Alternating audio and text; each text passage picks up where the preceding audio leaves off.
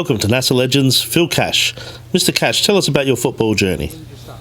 I started as soon as I could really walk, I suppose. I was born in the UK, played just as a kid, just at school, and then emigrated to Australia, and then started playing soccer properly, or football as I like to call it, in 1982, under 12s with Wanderers, and then I've pretty much been with that ever since. Changed clubs quite often, but that gives you a good insight into how different clubs are run. Tell us about some of the best players you've played with.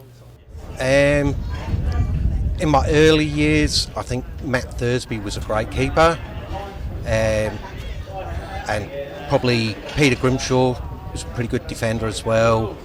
And then later on, when we had more success with Steel, later on, obviously Thomas Jackson, Stuart Watt, Darren Veer, Aaron Leddington.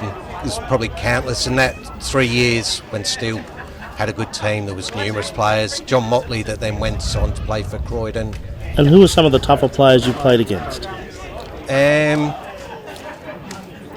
Probably people like, say, Anton Madison, Roger Beadenwig, a few players like that.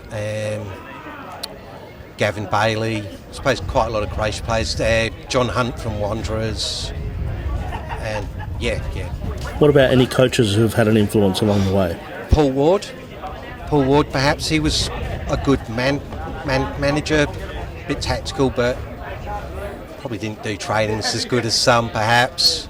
But the game's progressed a lot as well now since then. I mean, quite often the goalie would get it and lump it forwards, whereas now you can see even, people say that the level here isn't as good as it used to be, but we're still trying to play it out the back and a bit less agricultural.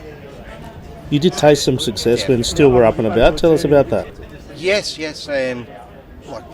From 99 to 2001, when I was playing with Steel, we did 2 doubles and a treble, and also entered the Federation Cup.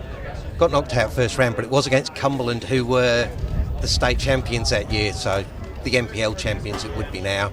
So they brought a top side, and we only got beat 4-2, which I thought was pretty good, playing against the best team in the state. And we weren't used to playing that level.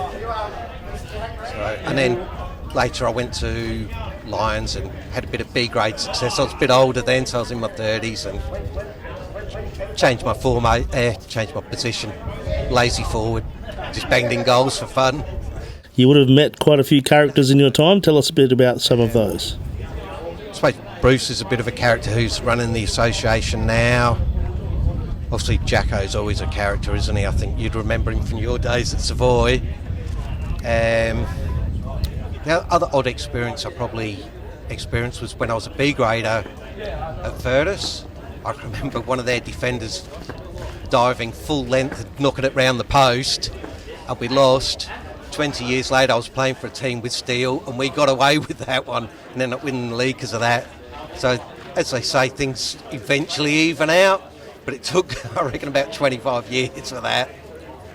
What about personal highlights for yourself? Tell us about that. Yeah, I'd say those championships in that 3 years, for me personally, probably, to be honest, my proudest moment was actually my son playing, and he played for the state team at the National Futsal Championships, and they actually won it, and they were the Australian champions, yeah, and that was a FFA endorsed, like, legit proper futsal tournament, not some of the like Mickey Mouse ones that occasionally go away.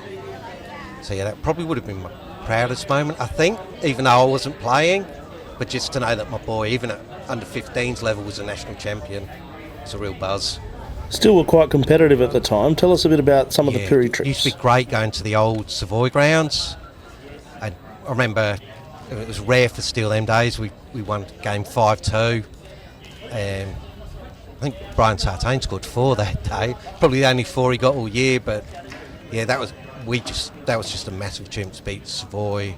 I think that might have been the year before you went to Adelaide, and then the year after that we went to Virtus and won there 4-2 and actually stopped them from winning the league. And again, in those mid-90s, Steele was a battling team, mid-table. We could probably sometimes beat the best teams, but then we'd lose against teams that we should win. Tell us about the late 90s when it began to turn for Steele. Yeah, it was that year, the 99 year, was kind of a bit of a freak year because I'd been overseas for 2 years. Stuart Watt had come back from injury. There was probably 5 or 6 pretty good quality A-grade players that came back. Played, I think we got Jerry Doherty, Anthony Fay, John White, all from different clubs, and it was just bizarre because prior to that, 98 was the last year Virtus were in the league, and I remember getting told I think we got humped in the B grade 13-0 and things like that, and then it was unfortunate, I think, that we didn't get to test ourselves against Savoy and Virtus, to be honest. That would have been a real good test to see if we would have been champions back in the day. But you can only play against who you're playing against, and at that time Port Lincoln came in and they had a reasonably good team, and that was virtually, I suppose, their select team. So they were always competitive, probably not quite as good as Savoy or Virtus. I mean, you had it so much because you'd be able to, because it was closer for Adelaide players, you'd always be able to add a couple of Adelaide players sometimes, and I always just felt like it lifted the level. Thank you for being a NASA legend, Phil Cash.